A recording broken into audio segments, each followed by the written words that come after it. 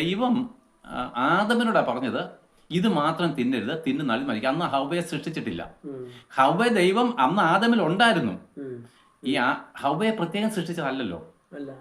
ആദമിനെ സൃഷ്ടിക്കുമ്പോൾ തന്നെ അവൻ ഇതിനകത്ത് ഉണ്ടായിരുന്നു. ഇപ്പൊ മിസ്റ്റർ ആൻഡ് മിസ്സിസ് തോമസ് എന്ന് വെച്ചാൽ എന്താ, തോമസിന്റെ ഭാര്യയുടെ പേര് ഒരു ഷൈല എന്നായിക്കോട്ടെ, ഷൈലയുടെ പേര് പറയുന്നില്ല.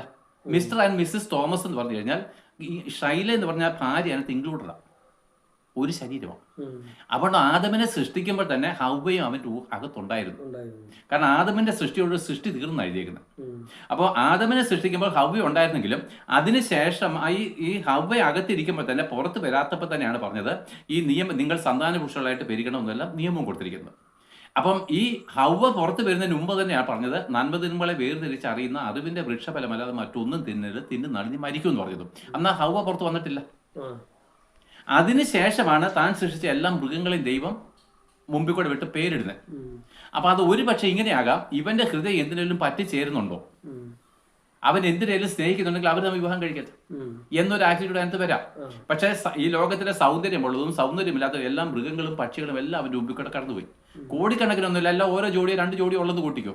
പക്ഷെ അതൊന്നും പോയിട്ട് അവൻ പേരിട്ടു തത്ത, മൈന, പട്ടി പേരിട്ട് അങ്ങ് പോയി. അവന്റെ ഹൃദയം അതിനൊന്നുമായിട്ട് ചേർന്നില്ല. അപ്പോഴാണ് കർത്താവ് പറഞ്ഞത്, എടാ ഇവന്റെ ഹൃദയമായിട്ട് ചേരുന്നില്ല, എന്നാൽ ഇവൻ ഒറ്റയ്ക്കിരിക്കുന്ന നല്ല ഏകനായിട്ടിരിക്കുന്ന നന്നല്ല എന്ന് പറഞ്ഞാൽ അവനിൽ നിന്ന് തന്നെ തന്റെ ഭാര്യ അവന് പുറത്ത് വെളിപ്പെടുത്തി കൊടുക്കുക. യഥാർത്ഥ ഈ ഭാര്യ അവനകത്ത് ഉണ്ടായിരുന്നു, അത് വെളിപ്പെടുത്തി കൊടുക്കും. ഇത് സഭയിലേക്ക് വരും. സഭ വെളിപ്പെട്ട് വന്നതിനെ പറ്റി ഈ വെളിപ്പാട് വരുന്നത്. അങ്ങനെ അവന് ഭാര്യയെ കൊടുത്തു, പറഞ്ഞു ഇതെന്റെ അസ്ഥിയിൽ നിന്ന് അസ്ഥിയും എന്റെ മാംസത്തിൽ നിന്ന് അവർ ഒന്നായി. മനസ്സിലല്ലോ, അവന്റെ ഹൃദയം അവനോട് പറ്റിച്ചേർന്നു.